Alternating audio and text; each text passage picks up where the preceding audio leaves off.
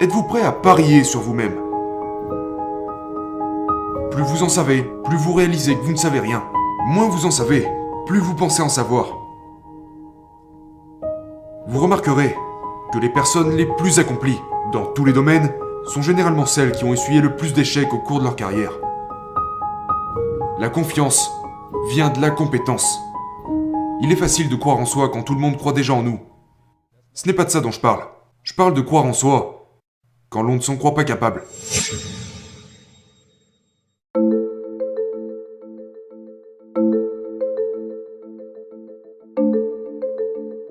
Sept signes qui prouvent que vous allez réussir. Quelles sont vos chances de réussir? Dans quelle mesure allez-vous réussir? Après avoir interviewé des centaines et rencontré des centaines de PDG, d'athlètes, de célébrités, certaines des personnes les plus accomplies dans le monde, je me suis posé la question, quelles sont les conditions à respecter pour avoir du succès? J'ai toujours été fasciné par l'état d'esprit des gens extrêmement performants. Leur discipline, leur concentration, leur détermination face aux difficultés. Qu'est-ce qui les rend différents? Et ce ne sont pas des théories, ce sont des signes. Voyons combien de ces signes vous correspondent. Signe numéro 1. Les gens qui réussissent ont de bonnes habitudes. Les gens qui échouent ont de mauvaises habitudes. Des habitudes telles que fumer, boire, prendre de la drogue, passer trop de temps devant la télévision. Vous voyez, les gens qui réussissent en sont là où ils en sont aujourd'hui grâce à leurs habitudes. Les habitudes déterminent 95% du comportement d'une personne. Tout ce que vous êtes aujourd'hui, tout ce que vous allez accomplir à l'avenir, est déterminé par la qualité des habitudes que vous formez en ce moment même. Ce que j'ai constaté, c'est que les meilleures personnes possèdent les meilleures habitudes. Vous voyez, les gens brillants sont simplement des gens qui ont de brillantes habitudes. Ces brillantes habitudes pourraient être se lever tôt le matin, méditer, lire, faire du sport régulièrement. Combien de ces habitudes vous correspondent? Signe numéro 2. Les gens qui réussissent sont incroyablement motivés. À quel point êtes-vous motivé? À quel point vous vous poussez à obtenir des résultats? Ce sont vos motivations personnelles qui convertissent vos idées en actions, puis en résultats. C'est votre degré de motivation qui vous permettra de continuer quand les choses deviendront difficiles. C'est votre degré de motivation qui vous permet de rebondir après une perte ou un échec. Alors, à quel point êtes-vous motivé? Ou à quel point êtes-vous feignant? À quel point vous procrastinez? À quel point remettez-vous les choses à plus tard? Vous savez, pendant les 5 premières années de ma carrière, je n'ai pas pris un seul jour de congé.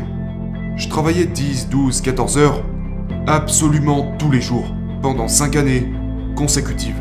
Pourquoi? Parce que j'étais motivé. J'étais motivé à subvenir aux besoins de ma famille. J'étais motivé à prouver aux autres qu'ils avaient tort. Et aujourd'hui, je suis motivé par ma mission. À quel point êtes-vous motivé? Signe numéro 3. Les gens qui réussissent ont confiance en leurs capacités. Vous savez, les deux plus grands ennemis du succès sont numéro 1, le doute, et numéro 2, la peur de l'inconnu. Nous luttons contre les doutes. On s'inquiète, on se demande mais suis-je vraiment prêt pour ça? Est-ce que je suis assez bon?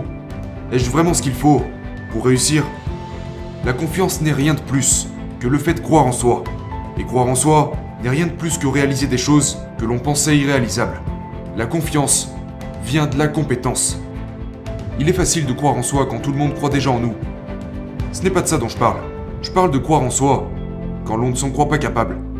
Croire en vous-même quand tout le monde vous dit que vous ne pourrez pas le faire, que vous n'y arriverez pas, que vous n'avez pas ce qu'il faut. Et c'est là que vous devez développer cette confiance en soi inébranlable, cette conviction profonde que vous pouvez le faire.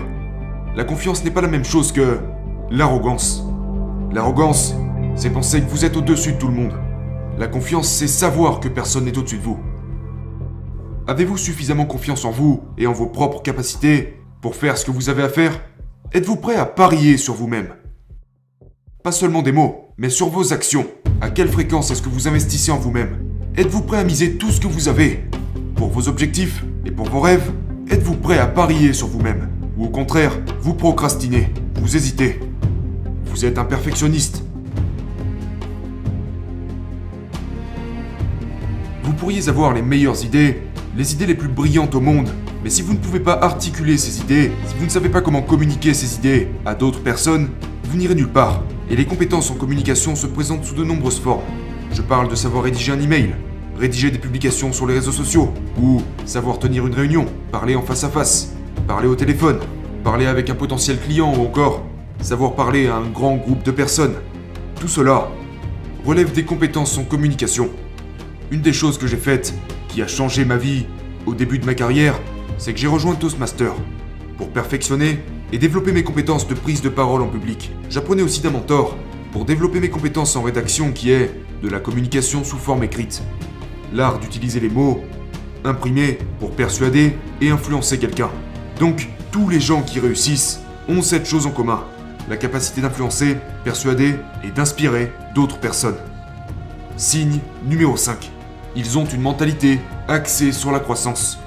Mark Cuban lit 3 heures par jour. Bill Gates lit au moins 1 heure par jour. Je lis 2 à 3 livres par semaine. Depuis des années maintenant, je m'applique à apprendre constamment. Et je ne parle pas seulement de lire des livres. Il peut s'agir d'écouter des podcasts, parler à d'autres personnes qui réussissent, être coaché par vos mentors. Mais les gens qui réussissent apprennent en permanence de nouvelles choses. Ils ne s'arrêtent jamais. Plus vous en savez, plus vous réalisez que vous ne savez rien. Moins vous en savez, plus vous pensez en savoir. Signe numéro 6. Les gens qui ont du succès acceptent les échecs. Acceptez-vous les échecs ou prenez-vous les échecs personnellement? Les gens qui réussissent sont incroyablement positifs en ce qui concerne leur avenir. Ils parlent toujours positivement de leur avenir. Ils parlent des choses qu'ils veulent atteindre comme s'ils étaient déjà arrivés. Même si dans le présent, rien de tout ça ne fait partie de la réalité. Ils croient en eux-mêmes. Ils ont une vision positive de leur avenir. Walt Disney a été licencié par des rédacteurs en chef disant qu'il n'avait ni imagination ni créativité. Steven Spielberg a été rejeté 3 fois par des écoles de cinéma avant d'entamer son immense parcours. Le colonel Sanders, à l'âge de 66 ans, a été rejeté plus de 1000 fois avec sa recette avant qu'un restaurant ne l'accepte. Vous remarquerez que les personnes les plus accomplies dans tous les domaines sont généralement celles qui ont essuyé le plus d'échecs au cours de leur carrière. Ce qui différencie les gens qui échouent des gens qui réussissent n'est pas un manque de force, ce n'est pas un manque de connaissances, c'est un manque de volonté. Winston Churchill l'a très bien dit, le succès, c'est passer d'échec en échec sans perdre son enthousiasme. Signe numéro 7. Ils ont un fort QE. Pas QI, mais QE. Ce ne sont peut-être pas les personnes les plus intelligentes du monde, mais ils s'entourent de gens intelligents. Ils n'ont peut-être pas été les meilleurs étudiants au monde, mais ils démontrent pourtant un fort niveau de quotient émotionnel. Vous savez, quand on parle de succès, le quotient émotionnel écrase le quotient intellectuel. Le QI est essentiellement génétique. Vous êtes né avec. Ceci dit, le QE peut être développé, appris et affiné. Les gens qui ont du succès ont un haut niveau de quotient émotionnel, ce qui signifie qu'ils ne craquent pas sous la pression. Ils restent calmes. Ils savent comment gérer le stress. Ils savent comment gérer l'anxiété, même quand les choses ne se passent pas comme prévu. Les gens qui réussissent sont également très conscients d'eux-mêmes, ce qui veut dire qu'ils savent dans quoi ils sont bons et dans quoi ils ne le sont pas. Ils savent quelles sont leurs forces et leurs faiblesses. Ils savent gérer leurs émotions.